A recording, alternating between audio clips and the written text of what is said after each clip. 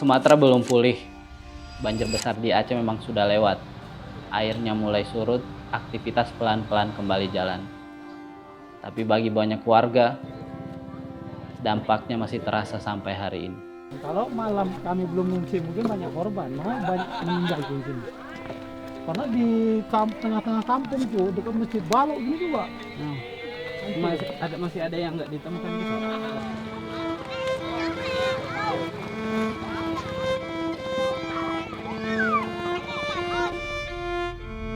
Ini perjalanan kedua kami ke Aceh 3 pekan setelah banjir menerjang. Dengan lokasi yang berbeda, tapi dalam duka yang sama.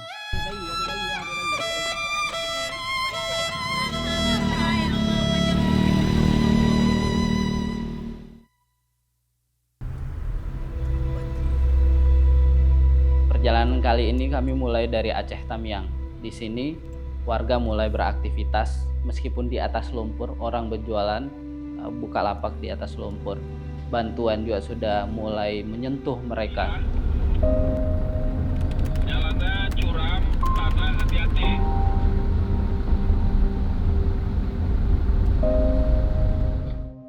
Oh ini dulu Pak, nyampe pelabuhan yang sampai sini. Pelabuhan memang dulu tempat kami kalau menyeberang sana kan, bukan ada getek di sini. Oh. Geteknya hanyut. Ini dulu pinggir kali. Keteknya sampai sini. Getek di sini dia Pak. Oh. Ini udah mulai ada juga rumah, banyak juga rumah-rumah pinggir sungai kan. Cuman yang asli banyak kampung di dalam. Ini desa Sekumur, Kecamatan Sekra, Sekra. iya, Kabupaten Aceh Tamiang. Ini berapa penghuninya di sini Pak? 283 kakak. 283 kakak. Ada ancaman lain dalam bentuk penyakit karena setelah banjir menerjang, debu-debu berdatangan, terus penyakit kulit kemudian menghantui beberapa warga, ispa dan lain sebagainya. Sehabis banjir ini masyarakat kami mengalami yang banyak namanya gatal-gatal ya, karena tidak adanya tersedia air bersih. Setelah itu batuk, demam, pilek, diare. Posko Ibu tadi itu melayani berapa? Melayani sebanyak 3 desa ya, mencakup 3 desa. Tanjung Lumpang, Pematang Durian, Sekumur. Tapi lihatlah ya, mana bisa lagi saya memberikan pelayanan. Persalinan, itu saya tadi. Karena itu kami mohon lah, tapi kami nggak tahu juga mohon sama siapa. Masalah gelap ya, kalau ada genset gitu, karena kami mana tahu malam ada persalinan gitu. Ini buat ini ya kalau ada bantuan datang ya. Ya, makanya kami turun. Enak air juga. Oh air juga. Iya. Tapi ini nggak bisa dikonsumsi ya? Enggak. Iya. Nggak bisa di ini ya? Apa pakai pasir. nggak ada tuh yang bikin sumur pinggir-pinggir sungai. Oh gitu. Satu kan untuk nyuci apa sayur.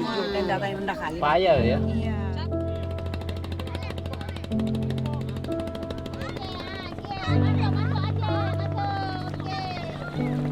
Di sini kami menjumpai di kondisi di Aceh Tamiang sudah berangsur pulih, orang-orang sudah memang mulai beraktivitas, sudah masuk di rumahnya. Tapi secara keseluruhan kondisinya masih memprihatinkan gitu. Ada penerangan, ada listrik, tapi tidak semua rumah mendapatkan listrik.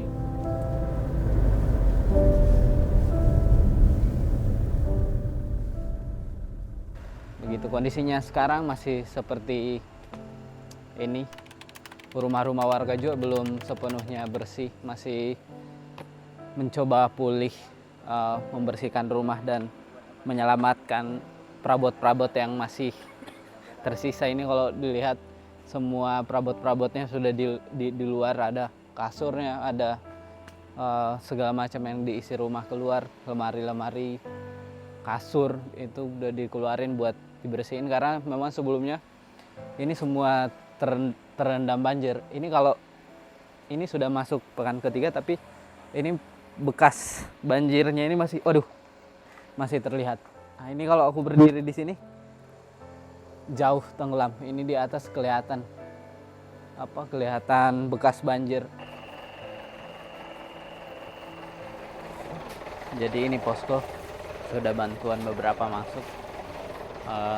Bantuan di drop kemudian diletakkan di satu posko yang itu menjadi dapur umum, biasanya dimanfaatkan jadi dapur umum. Apa yang kami temukan itu menganggap bahwa air minum, air bersih dianggap sebagai berlian di tempat mereka. Berarti yang bikin sakit-sakitnya air bersih ya? Iya. Masih sekarang. Sampai sekarang. Cuma alhamdulillah enggak ada Udah ada. juga. Kalau ada motor air bersih kayak berasa lihat berlian bang, dikejar terus. Oh, Walaupun kami perempuan yang nggak bisa Nggak ngecek sanggup. galon, kami nggak open, kami Ibu langsung udah cut tua lari sampai terus. sakit angkat juga.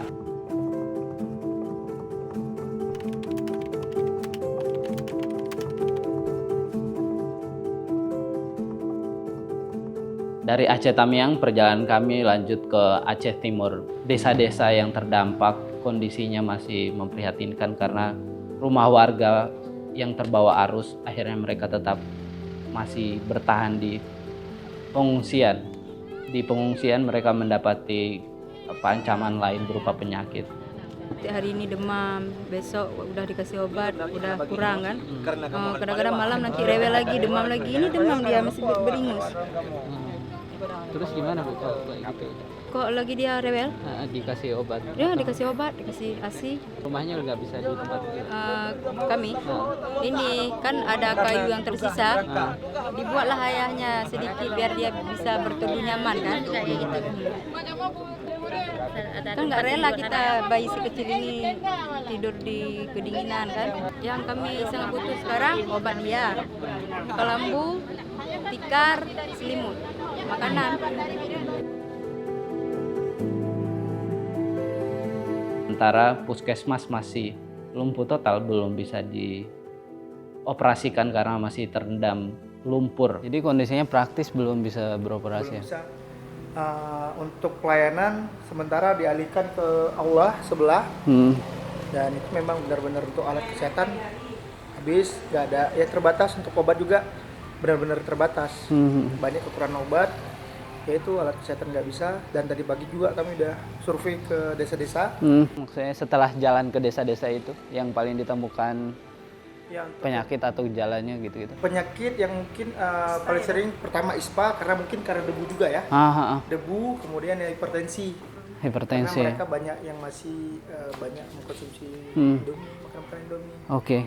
Ada sampai ini nggak membutuhkan tindakan serius atau tindakan lebih lanjut yang ditemukan di sini? Enggak, kalau misalnya ini mungkin udah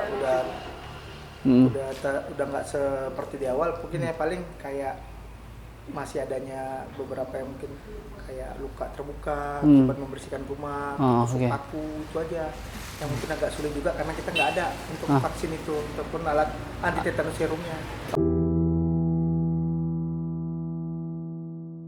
Dari kunjungan kedua ini kami melihat bahwa pemulihan pasca banjir membutuhkan waktu, tapi warga mencoba pulih, berangsur bangkit bersama proses pemulihan yang sedang berjalan. Dari Aceh, satu hal yang terasa, meski banjirnya sudah berlalu, ceritanya belum benar-benar selesai. Berdiri karena nggak deras sekali, sungainya pitoh di sana kan. Yang sungai tadi ini? Oh iya, sungainya itu, nembak ke sana. Nembak lalu, karena ini belok kan? Belok kan.